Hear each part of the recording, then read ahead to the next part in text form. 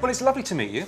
Thank you. Shake your hand. Lovely Nice to meet you too. And thanks for giving us your time. Well, let's talk about writing and the book. I mean, Lewis Carroll and A.A. Milne, you know, famous children's writers, they've said, they're long dead, but before they died, they said that much of their inspiration came from telling their own children's stories, or, you know, their nieces and nephews' stories, and what, it was kind of market research, and what went down with the kids was what they would then go and write and polish up. Does it work that way with you and your kids? Yeah, to a certain extent. I mean, I did read lots of books to my children before I wrote these books, and I did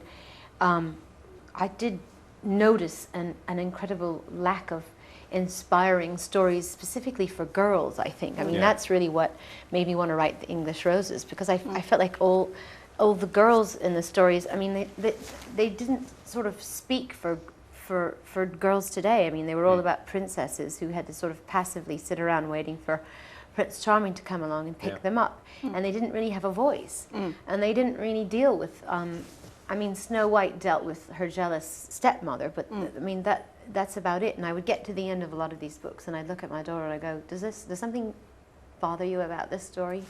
And she would always say, yeah, it never says whether the princess wants to marry the prince.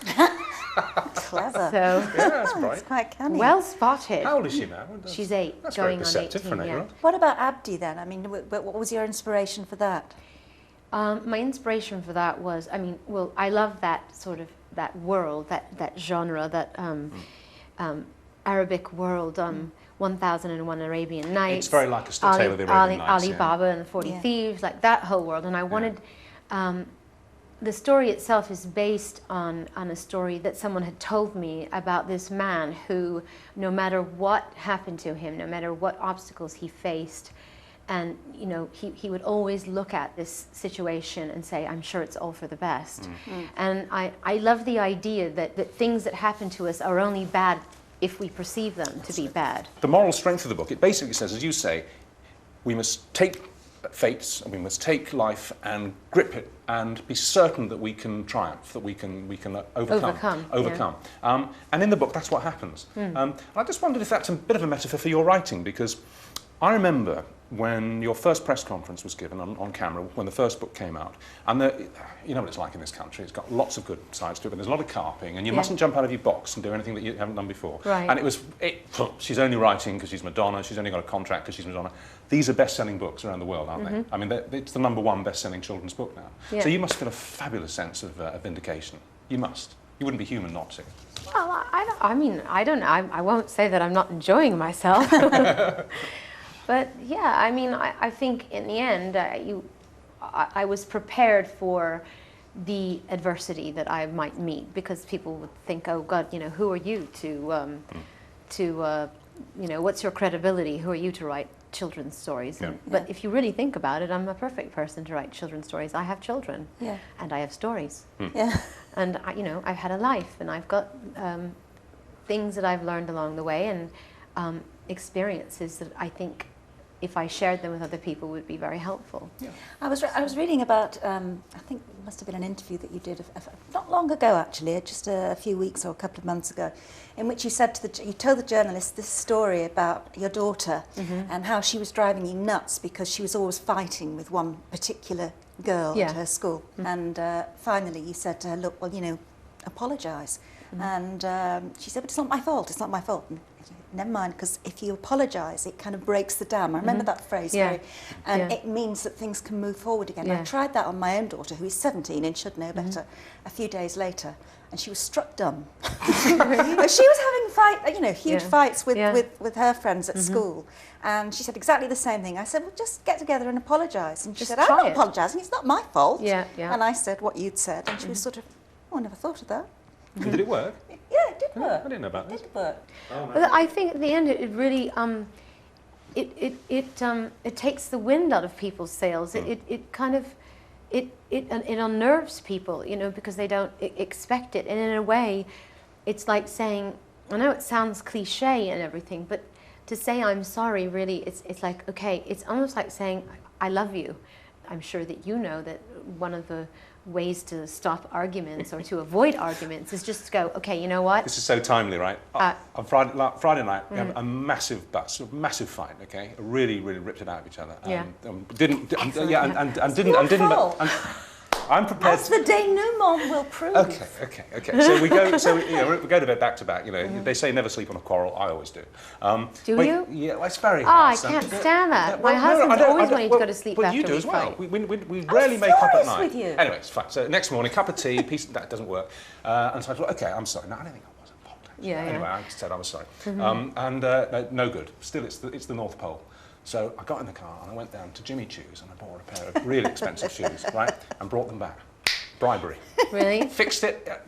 Okay, but that's because you waited overnight. Yeah. If before you'd gone to sleep, you'd come to her and said, you know what, you're right, I'm sorry, I made a mistake. You wouldn't have had to buy her the shoes, okay? Now I could have saved you a lot of money. Right. Okay? You're both you had right. to buy her shoes because you wimped out. You waited too long. Yeah. Okay. Yeah. That's good. Are you turning into a bit of a philosopher because of the extraordinary life you've had? I mean, do you think if you hadn't gone into the career that you've had and reinvented yourself so many times and become this iconic figure, you know, around the world? A psychotic figure? No, iconic. Oh, no, okay, good. Thank you. No, okay, I did say psychotic. I'm sorry.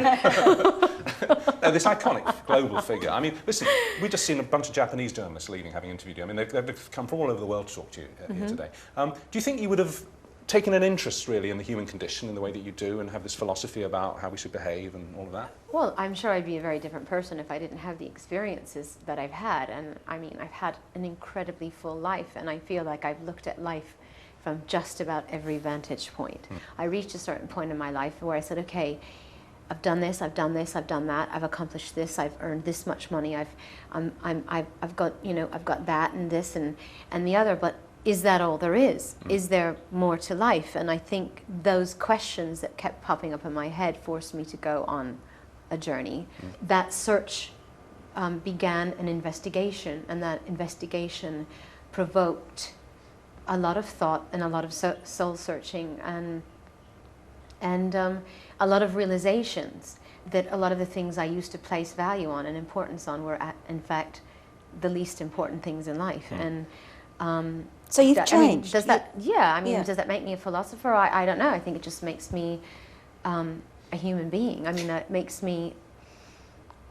I saw you interviewed on television about 10 years ago, I think. And I felt at the end of it that although I'd enjoyed the entertainment of the interview, I had no idea who you were. I had absolutely no concept of who this human being was. And yet there had to be something in there, and yet you'd given a performance, you know. In this interview, I'm getting a much stronger sense of who you are, you know, the kind of person you are, which makes me feel that you must be a lot happier perhaps now than you were a few years back.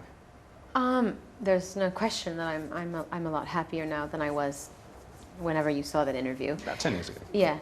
But also, I don't think I knew who I was 10 years ago. I don't really think as strong as my identity was, and as opinionated and outspoken and provocative as I was, I still don't think I really understood what I was doing. I mean, I was searching, and I was making all kinds of mistakes and having all kinds of successes, and I was just kind of living life in a very impulsive way without really thinking about the consequences of my actions or my words. I did spend a good part of my life as a celebrity in a very selfish way, and I think I prided myself in the beginning of my career as sort of being able to do interviews and not reveal anything about myself. You know, that was my my thing. I don't want people to know me. I just want them to know what I choose for them to know.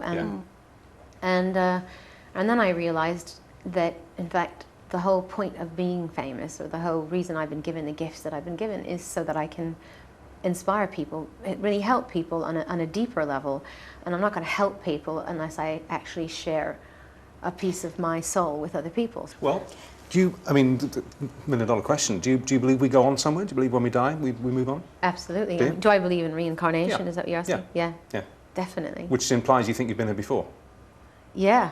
Not in this room. Yeah, definitely. Yeah, definitely.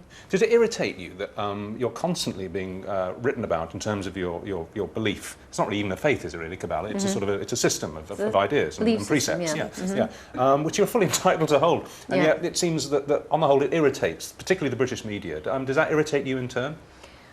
I don't. Yeah, I mean, I suppose so, because what I would really like it is for people to do their research and try to understand what it is that I'm studying, or what it is I'm attempting to understand. And if they did that, then they would have a completely different point of view.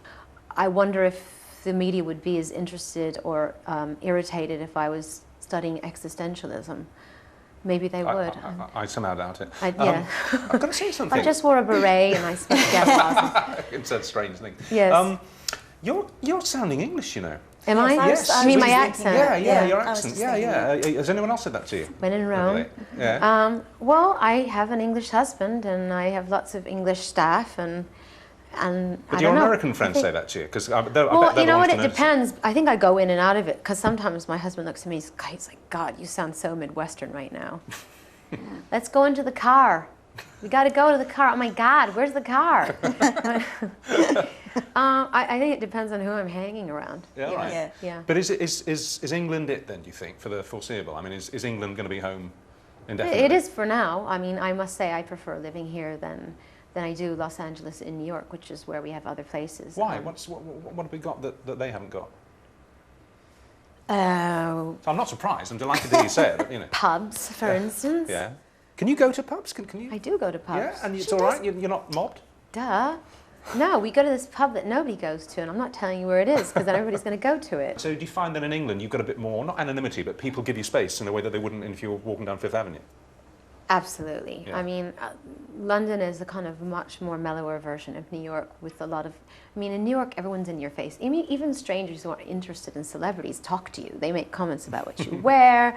They tell you to get out of the way. They steal your taxis. I mean, it's very in your face, New York, and there's charm in that. But sometimes it can be quite exhausting. And I walk or ride my bike everywhere here, and I love that, and I can't do that anywhere else. A lot of American celebrities and stars do say that about the English and the Scottish and the Welsh and blah blah. You know, but the Brits. Well, even the paparazzi have manners here. Have they? Which I'm very. Yeah, they do. I mean, I don't know if it's. I must be mixing with the wrong crowd. Well, I mean, they have manners in that if you say to them, well, that's just been my experience so far. Knock wood. I hope this is real wood, not fake wood. If you say, okay, can you just take a few pictures and go? They do. They take a few pictures. They say thank you. Yeah. Hello. I mean, what paparazzi in America says thank you?